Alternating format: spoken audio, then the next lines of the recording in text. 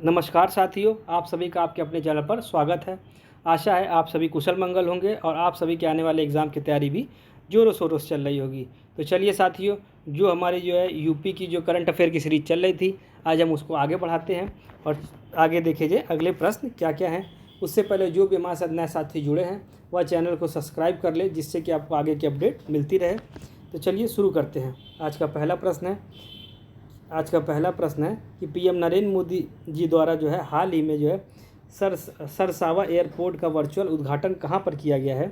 तो मोदी जी द्वारा सरसावा एयरपोर्ट का वर्चुअल उद्घाटन सहारनपुर में किया गया है। तो कहाँ किया गया है? सहारनपुर में किया गया है। चलिए आगे देखा जाए, कहाँ पर देश का पहला हिंदी भाषा साहित्य संग्रहालय स्थापित किया जाएगा।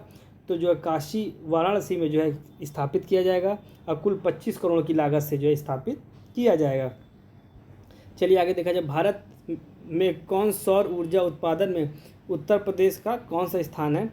तो भारत में सौर ऊर्जा उत्पादन में उत्तर प्रदेश का 5वां स्थान है और राजस्थान, गुजरात, आंध्र प्रदेश और मध्य प्रदेश के बाद उत्तर प्रदेश का 5वां स्थान है। तो पहले स्थान पे कौन है? राजस्थान, दूसरे पे कौन है? गुजरात, तीसरे पे आंध्र प्रदेश और चौथे पे मध्य प्रदेश है। और उसके बाद 5वें पे उत्तर प्रदेश का स्थान है। चलिए आगे देखा जाए, अगला प्रश्न क्या है। तो वित्तीय वर्ष 2024-25 के तहत मनरेगा योजना के अंतर्गत महिलाओं की सहभागिता कितने प्रतिशत रही है। तो जो महिलाओं की है कुल 42% की सहभागिता रही है। उत्तर प्रदेश सरकार का लक्ष्य $1 ट्रिलियन इकोनॉमी और देश की सबसे बड़ी अर्थव्यवस्था पूरा करने का लक्ष्य किस वर्ष तक रखा गया है। तो यह 2029 तक 1 ट्रिलियन इकोनॉमी और सबसे बड़ी अर्थव्यवस्था पूरा करने का लक्ष्य रखा गया है। चलिए आगे देखा जाए, उत्तर प्रदेश नवीन एवं नवीनीकरण ऊर्जा विकास अभिकरण UPNEDA ने पिछले 8 वर्षों में सौर ऊर्जा उत्पादन में कितनी वृद्धि की घोषणा की है। तो कुल 10 गुना वृद्धि की घोषणा की है। चलिए इसके बारे में थोड़ा सा देख लिया जाए क्या क्या है। तो उत्तर प्रदेश में नवीन एवं नवीनीकरण ऊर्जा विकास अभिकरण ने वर्तमान सरकार के 8 वर्ष पूरे होने के अवसर पर यह जानकारी दी है कि कुल 10 गुने की वृद्धि हुई है।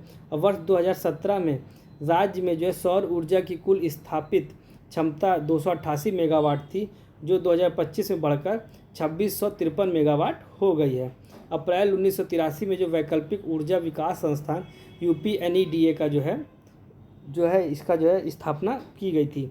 चलिए आगे देखते हैं, हाल ही में आचार्य सत्येंद्र दास का निधन 85 वर्ष की आयु में हो गया है। वे किस मंदिर के मुख्य पुजारी थे। तो यह श्री राम जन्मभूमि मंदिर के मुख्य पुजारी थे। चलिए अगला प्रश्न क्या है। तो अगला प्रश्न, उत्तर प्रदेश दिवस पर कितने व्यक्तियों को उत्तर प्रदेश गौरव सम्मान 2025 से सम्मानित किया गया है। तो कुल उत्तर प्रदेश दिवस पर कुल 6 लोगों को सम्मानित किया गया उत्तर प्रदेश गौरव सम्मान 2025 से। पहले कौन है? कृष्णकांत शुक्ला, जो कि वाराणसी के हैं। यह भौतिक विज्ञान संगीतकार और कवि हैं। अगले हो गए हिमांशु गुप्ता, यह वृंदावन मथुरा के हैं। ये उद्यमी हैं और पर्यावरणविद हैं। अगले हैं मनीष वर्मा, जो कि कानपुर के हैं। यह कृषि और दलित उद्यमी हैं। अगले हैं कृष्णा यादव, बुलंदशहर के, यह महिला उद्यमी हैं। कर्नल सुभाष देसवाल हैं, यह बुलंदशहर के, यह कृषि उद्यमी हैं। अगले हो गए डॉक्टर जय सिंह, यह बहराइच के हों, केला उत्पादन से संबंधित हैं। चलिए साथियों, तब अगला प्रश्न देखा जाए। तो हाल ही में किसे उत्तर प्रदेश अनमोल रत्न पुरस्कार से सम्मानित किया गया है। तो निखिल सिंघल को उत्तर प्रदेश अनमोल रत्न पुरस्कार से सम्मानित किया गया है। चलिए आगे देखा जाए, अगला प्रश्न, हाल ही में अज्ञेय स्मृति सम्मान 2025 से किसे सम्मानित किया गया है। यह उदय प्रकाश इनको अज्ञेय स्मृति सम्मान 2025 से सम्मानित किया गया है। यह होता है कथाकार और कवि उदय प्रकाश को उनकी साहित्यिक उपलब्धियों के लिए इनको अज्ञेय स्मृति सम्मान से सम्मानित किया गया है। और 7 मार्च को सच्चिदानंद हीरानंद व सैन अज्ञेय की 114वीं जयंती के मौके पर यह पुरस्कार दिया गया है। तो कब था ये? 7 मार्च को थी इनकी 114वीं जयंती थी, सच्चिदानंद हीरानंद व सैन अज्ञेय जी की। इस पर उदय प्रकाश को अज्ञेय स्मृति सम्मान 2025 से सम्मानित किया गया है। चलिए आगे देखा जाए, अगला प्रश्न क्या है। तो जो आज का अगला प्रश्न है, उत्तर प्रदेश में गांव की सूरत बदलने के उद्देश्य से मॉडल गांव अभियान के तहत किस गांव से शुरुआत की गई है? तो यह जो अयोध्या के तारुण गांव से जो है ये शुरुआत की गई है। तो जो शुरू क्या है, मॉडल गांव अभियान जो है अयोध्या के तारुण गांव से शुरू किया गया। भारत का पहला सोलर एक्सप्रेसवे उत्तर प्रदेश के कौन सा बनने जा रहा है? तो उत्तर प्रदेश में जो बुंदेलखंड एक्सप्रेसवे जो है बनने जा रहा है। चलिए आगे देखा जाए, यह जो 296 किलोमीटर का यह एक्सप्रेसवे जो है इटावा से निकलकर चित्रकूट तक जाता है। इसके दोनों किनारे जो है सोलर पैनल लगाकर सौर ऊर्जा से बिजली पैदा की जाएगी। तो जो है इससे जो बिजली पैदा की जाएगी। चलिए एक बार फिर से देखते हैं। तो उत्तर प्रदेश का पहला सोलर एक्सप्रेसवे कौन बनने जा रहा है? तो जो पहला सोलर एक्सप्रेसवे जो है बुंदेलखंड एक्सप्रेसवे बनने जा रहा है। और बुंदेलखंड एक्सप्रेसवे की क्या विशेषता है? यह 296 किलोमीटर का है और इटावा से जो निकलकर चित्रकूट तक जाता है। चलिए आगे देखा जाए, तो अगला प्रश्न क्या है? तो आज का अगला प्रश्न है अगला प्रश्न है, उत्तर प्रदेश के पहले डिजिटल हाईवे कहाँ पर बनाया जाएगा? तो बाराबंकी से बहराइच तक जो है 101 किलोमीटर लंबे 4 लेन राजमार्ग पे जो है पहला डिजिटल हाईवे बनाया जाएगा। कि कहाँ से? बाराबंकी से बहराइच तक जो है ये बनाया जाएगा।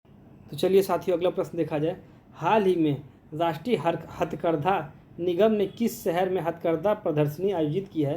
तो जो हथकरघा निगम ने जो है यह जो हथकरघा प्रदर्शनी नोएडा में जो है प्रदर्शनी जो आयोजित की है। चलिए आगे देखा जाए, निम्नलिखित में से उत्तर प्रदेश के किस जिले में से फार्मा ड्रग पार्क विकसित किया जा रहा है? तो ललितपुर में जो है फार्मा ड्रग पार्क जो है विकसित किया जा रहा है। चलिए देखते हैं, पहला बायोप्लास्टिक पार्क कहाँ पर है? तो लखीमपुर खीरी गोकर्णनाथ में। तो इस चीज़ को याद रखिए, पहला बायोप्लास्टिक पार्क कहाँ है? लखीमपुर खीरी में। पीएम मित्र मेगा टेक्सटाइल पार्क कहाँ पर है? तो लखनऊ और हरदोई में है। पीएम मित्र मेगा टेक्सटाइल पार्क लखनऊ और हरदोई में। अरोमा पार्क कहाँ पर है? कन्नौज में अरोमा पार्क है। चलिए आगे बढ़ते हैं, तो अगले कौन कौन से हैं? अगला कौन है? वेदन वन पार्क वैदिक थीम पार्क नोएडा में। वेदन वन पार्क कहाँ पर है? नोएडा में है। वेद विज्ञान केंद्र सीतापुर में है। उसके बाद है medical device park greater Noida में है। तो मेडिकल डिवाइस पार्क कहाँ पर है? ग्रेटर नोएडा में। रामायण थीम पार्क कहाँ पर है? यह जो है गाजियाबाद में है। इस चीज़ को याद रखिएगा, रामायण थीम पार्क कहाँ पर है? गाजियाबाद में। प्रदेश का पहला निजी टेक्सटाइल पार्क कहाँ पर है? यह जो है शामली में है। पहला निजी टेक्सटाइल पार्क जो है शामली में है। और देश का पहला टेक्सटाइल मशीन पार्क जो है कानपुर देहात में है। चलिए एक बार इस प्रश्न को फिर से देख लेते हैं, जिससे कि इसमें जो है काफ़ी प्रश्न है एक प्रश्न के अंदर। निम्नलिखित में से पहला जो है जिले का फार्मा ड्रग पार्क कहाँ विकसित हुआ? तो ललितपुर में होगा। इसके अलावा पहला बायोप्लास्टिक पार्क लखीमपुर खीरी में है। पीएम मित्र मेगा टेक्सटाइल पार्क लखनऊ और हरदोई में। अरोमा पार्क कन्नौज में। वेद वन पार्क नोएडा में। वेद विज्ञान केंद्र सीतापुर में। Medical device park greater Noida में।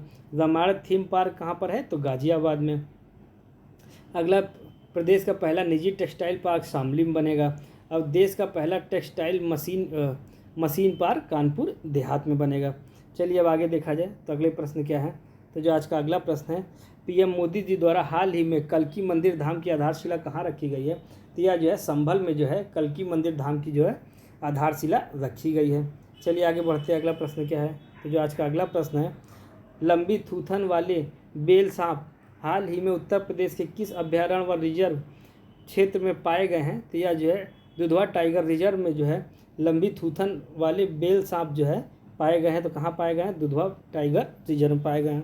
चलिए देख लेते थोड़ा सा। दुधवा टाइगर रिजर्व जो है लखीमपुर खीरी और बहराइच में जो है कुल जो है टाइगर जो है क्षेत्रफल जो है यह 1284.3 वर्ग किलोमीटर क्षेत्र में फैला हुआ है।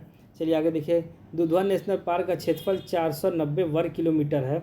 अगला होता है कि वर्ष 1977 में स्थापित व वर्ष 1987 में प्रोजेक्ट टाइगर के तहत यह शामिल किया गया है।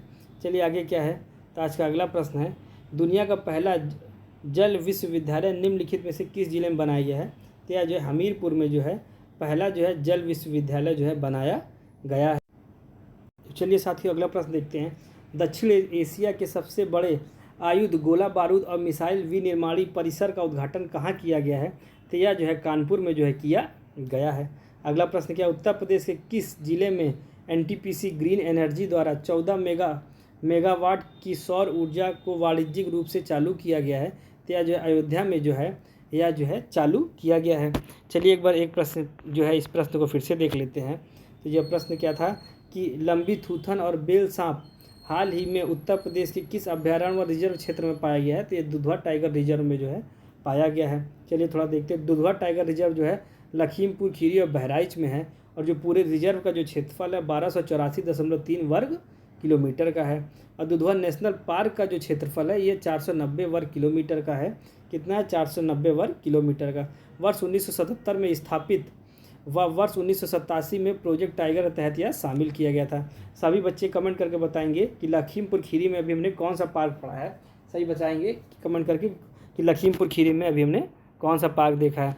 तो चलिए साथियों, इसी के साथ जो है हम आज की वीडियो समाप्त करते हैं। और जो भी नए साथी जुड़े हैं वो चैनल को सब्सक्राइब कर लें, जिससे कि आपको आगे की अपडेट मिलती रहे। और इसी तरीके से जो है हम 3 से 4 दिन के अंदर पूरे जो है आपके करंट अफेयर कंप्लीट करा दी जाएगी। चलिए धन्यवाद।